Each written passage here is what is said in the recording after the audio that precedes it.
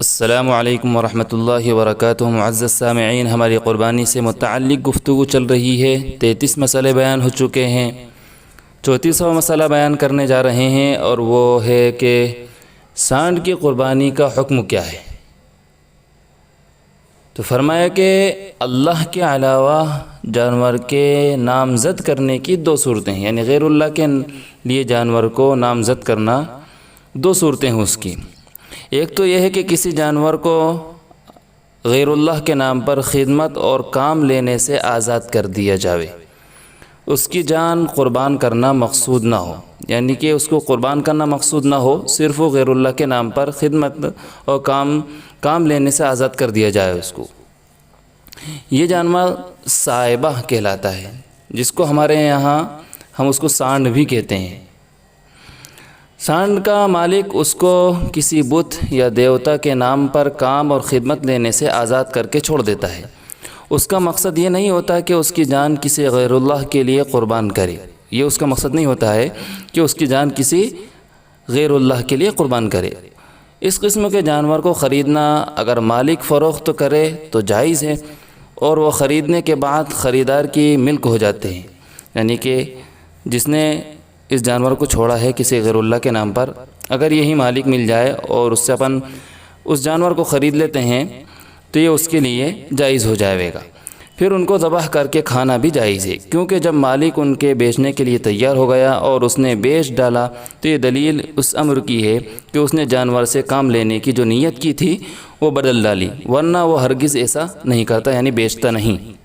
مگر ایسے جانور یعنی سانڈ کو اگر کوئی شخص اس کے مالک سے خریدے بغیر پکڑ کر ذبح کر لے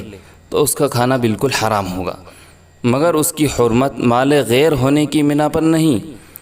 وما احل لغیر اللہ بھی میں داخل ہونے کی بنا پر ہے۔ صائبہ جانور اپنے مالک یعنی چھوڑنے والے کی ملک سے خارج نہیں ہوتا ہے، یعنی جس نے غیر اللہ کے نام پر چھوڑا ہے وہ اس کے ملک سے ختم نہیں ہوتا ہے۔ صائبہ جانور اپنے مالک یعنی چھوڑنے والے کی ملک سے خارج نہیں ہوتا، بلکہ اس کی ملکیت میں رہتا ہے۔ یہ تو ایک قسم ہو گئی۔ دوسری قسم نامزد کرنے کی یہ ہے کہ مالک اس جانور کی جان کسی غیر اللہ پر قربان کرنے کے لیے اس کے نام پر جانور کو نامزد کرتا ہے، یعنی قربان کرنے کے لیے۔ یہ جانور اگر مالک کی اسی نیت کے مطابق ذبح کی ہو جاوے تو حرام اور مردار ہو جاتا ہے، اگرچہ ذبح کرنے والا بسم اللہ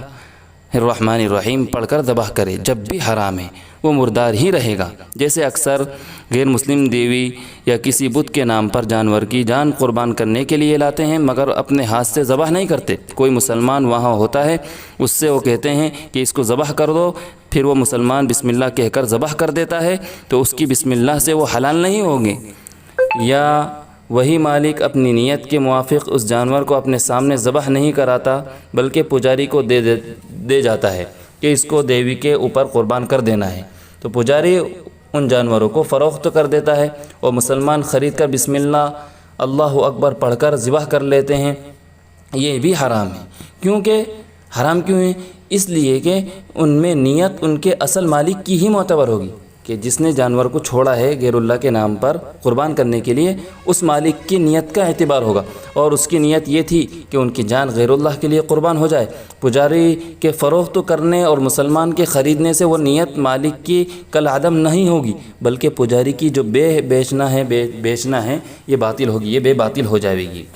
تو ایسے جانور جن کی جان کو کسی غیر اللہ کے لیے قربان کرنے کی نیت کی گئی ہو، صرف ایک صورت میں جائز اور حلال ہو سکتے ہیں کہ ان کو ذبح کرنے سے پہلے ان کا مالک اپنی اس نیت کو بدل لے اور اس گناہ سے توبہ کر لے کہ اس نے ایک جانور کی جان غیر اللہ پر قربان کرنے کا جو ارادہ کیا تھا، توبہ کر لینے کے بعد اس جانور کو خاص خدا کے لیے ذبح کرنے کی نیت کر کے بسم اللہ الرحمن الرحیم پڑھ کر ذبح کرے تو یہ پھر حلال ہوگا۔ نیت کی تبدیلی ذبح سے پہلے معتبر ہوگی، یہ بھی یاد رکھیں کہ نیت ذبح کرنے کے بعد اگر نیت تبدیلی کی تو پھر اس کا کوئی اعتبار نہیں، ذبح کرنے سے پہلے آپ کی نیت کی تبدیلی کا اعتبار کیا جائے گا۔ اور ذبح تقرب غیر اللہ کی نیت پر ہو گیا تو پھر نیت کی تبدیلی معتبر نہیں، یعنی ذبح کرنے کے بعد آپ نے تبدیل کی ہی نیت کو، تو پھر اس نیت کی تبدیلی کا کوئی اعتبار نہیں ہوگا، بلکہ وہ میتہ اور مردار ہو گیا، جو پھر توبہ یا نیت کی تبدیلی سے پاک اور حلال نہیں ہو سکتا ہے۔ تو جس جانور کو غیر اللہ کے نام پر ذبح کرنے کے لیے مالک نے چھوڑ دیا ہے تو پھر وہ مردار حرام ہوگا، جائز نہیں ہوگا۔ ایک ہی صورت ہے اس کی